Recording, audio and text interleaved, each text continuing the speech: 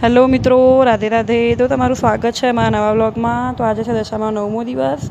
સવાર પડી ગઈ હતી, લાલાને ભોગ લગાડી દીધા હતા. બંને લાલા બેસ્યા છે અને આ બે મારા દીકરો જો વિડીયો ઉતારી રહ્યા છે. પેલી વિડીયો ઉતાર તો પેલો પોઝ હાલ આવીને કે મારો ફોટો પણ હું તારો વિડીયો ઉતારું એમ. તો બસ પછી એ લોકો વિડીયો ઉતારી દેશે, ફોટો પાડી લેશે. પછી અમે આવી ગયા હતા દશામાની આરતી કરવા માટે, થાળ કરવા માટે. તો આમ તો મારી બેન વાર્તા વાંચે છે, લાલા બી વિરાજમાન થઈ ગયા છે. આજે હું વાર્તા વાંચી રહી હતી દશામાની. તો બસ પછી દશામાનું બધું કરીને નીચે આવીને કચરા પોતું, વાસણ ને કપડાં ને બધું કરી નાખ્યું હતું. તો આજે થોડું બધું વગે કરી નાખ્યું, બધું થોડું ઘરમાં સાફ સફાઈ કરી નાખી. તો બસ પછી અમે રસોઈ કરવા લાગી ગયા. તો મારી બેન ભીંડા સમારી રહી છે અને હું કુંબી સમારી રહી છું. તો એ ભીંડા બટેકાનું શાક ને કુબીનું શાક બંને કરશો. તો મને કીધું કુબી વઘાર ને હું ભીંડા વઘાર દઉં. તો મેં કુબી બનાવી દીધી હતી અને એને ભીંડા બટેકાનું શાક કરી નાખ્યું હતું. તો બસ પછી અમે જમી લઈશું. જમી કરીને હું આવી ગઈ હતી લાલાના ભોગ લગાવવા માટે. દશામાના લાલાને ત્યાં બેહાડ્યા છે ઉપર. તો બસ લાલાના ભોગ લગાડીને અમે લોકો જમવા બેસી ગયા હતા. તો હવે અમે લોકો જમીને પછી નીકળી ગયા હતા બજાર જવા માટે. તો આજ તો 3 સવારી બેસી ગયા હતા અમે લોકો.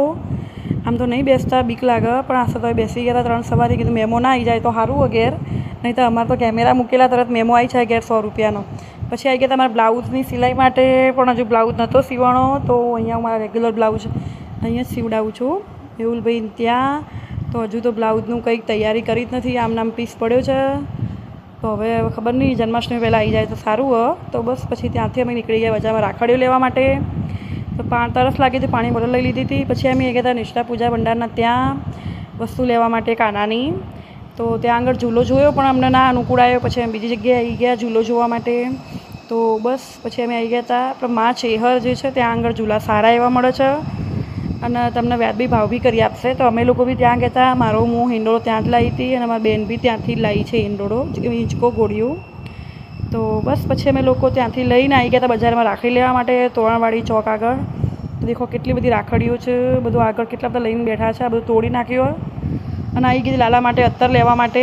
તો દેખો પછી આના માટે હું રાખડી લાવી હતી લાઇટવાળી. તો મને કે તું બાંધી જ દે એમ.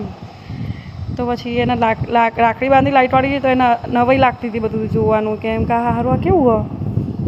તો મેં એને વાર ના જોઈ કે રક્ષાબંધન સુધી, પણ એને જોઈ એટલે હવે મારે બાંધવી જ છે. તો પછી કીધું કંઈ વાંધો નહીં, બાંધી દીધી. તો એ લબુક જબુક થતું હતું તો એને મજા આવતી હતી. તો બસ પછી એને રાખડી બાંધીને અમે ઉપર આવી ગયા દશામાની આરતી કરવા માટે.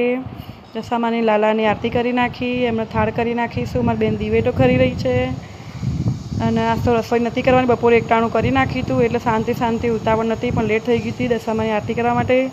નીચે આવી ગયા હતા, ચા નાસ્તો કરવા બેસી ગયા હતા. તો આ દેખો આ 2 જણા નાટકો કરી રહ્યા છે. આવું ગંધવેડો કરીને ખાય, ખબર નહીં કને ભાવે ચામાં બિસ્કીટ અંદર ઓગાળીને. તો ચિત્રી ચડે એવું કરે, પણ હવે કંઈ વાંધો નહીં, ખાઈ એને જોઈ લઈશું આપણે. પછી કામમાં પછી કીધું વાસણ કરી નાખ્યા હતા. અને આ ભાઈ પછી લાઇટ અંગાત રમવા માંડ્યા હતો આજના માટે.